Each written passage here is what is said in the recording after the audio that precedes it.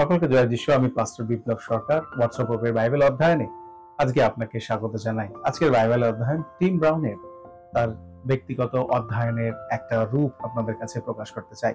আজকের বাইবেলের অংশ প্রেরিত তার 28 অধ্যায় 30 এবং 31 পদ, এবং যেখানে শিরোনাম দেওয়া রয়েছে চালিয়ে যেতে হবে। আমরা বিশেষ করে দুটি পদে দেখতে পাই যেখানে সাধু পৌল 2 বছর তার নিজের খরচে তিনি সেখানে ছিলেন, এবং সেখানে থাকাকালীন তিনি ঈশ্বরের কথা অন্যদেরকে বলার জন্য তার মধ্যে সাহস ছিল, এবং যত লোক তার কাছে আসতো তিনি তাদেরকে স্বাগত জানাতেন এবং তাদের কাছে তিনি সুসমাচার প্রচার করতেন কোন রকম বাধা ছাড়াই। বিশেষ করে যখন আজকে আমরা এই অংশ বা এই অনুচ্ছেদের প্রতি আমরা দেখি, তখন আমরা বিশেষ করে শেষ পদটা দেখতে পাই যেখানে বিশেষ করে লেখা রয়েছে কোন রকম বাধা বিপত্তি ছাড়াই।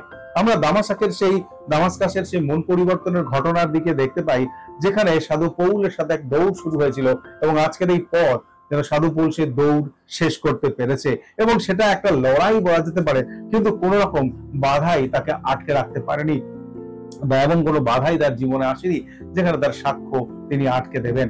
বিশেষ করে আমরা যখন এই সময়ের ইতিহাসের দিকে তাকাই, আমরা বিশেষ করে সম্রাট নিরোর সেই রাজত্বকালে সুসমাচারের জন্য যে বীরত্বের বা ক্ষমতার দরকার ছিল, সাধু পৌলের জীবনে আমরা দেখতে পাই যে ঈশ্বরের সেবা করার জন্য তার ভিতরে যে ক্ষমতা ছিল কোনো কিছু তাকে আটকাতে পারেনি।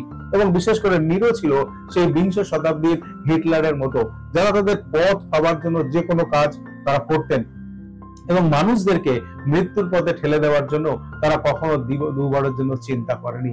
কিন্তু এই পরিস্থিতিতেও প্রভু যীশু খ্রিস্টের সুসমাচার প্রচারের জন্য সাধু পৌলকে বাধা দিতে পারেনি, এবং সাধু পৌল সাহসের সাথে এবং বিশেষ করে ক্ষমতার সাথে তার সুসমাচার প্রচার কার্যকে সমাপ্ত করেছিলেন। এই অন্ধকার সময়েও সাধু পৌল যে সাহসের সাথে প্রচার করেছিলেন এবং তার অদম্য সাহসের প্রমাণ আমরা দেখতে পাই যে কোনো বাধা ছাড়াই তিনি কাজ করেছিলেন, কারণ ঈশ্বর তিনি তাকে যত্ন নিয়েছিলেন ব্যক্তিগতভাবে।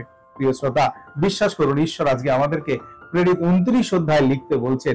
বাইবেলের মহান সাধুরা এবং খ্রিস্টীয় ইতিহাসে যেমন বীরত্বের সাথে যে কাজ, সেই একই রকম কাজ ঈশ্বর চান যেন আমরাও সমাপ্ত করতে পারি। তাই আমাদের কাজ এখনো শেষ হয়ে যায়নি, এবং তাই আজকে টিম ব্রাউন যেন আমাদেরকে জিজ্ঞাসা করছে আপনার পথ বা আপনার জীবনের পথ কোনটা হবে, আপনি কি লিখে যেতে চান সেই প্রেরিত 29 অধ্যায়ের জন্য।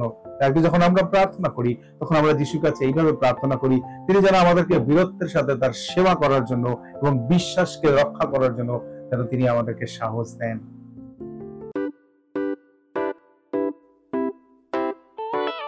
পুরাতন গেল শেষের পাতা,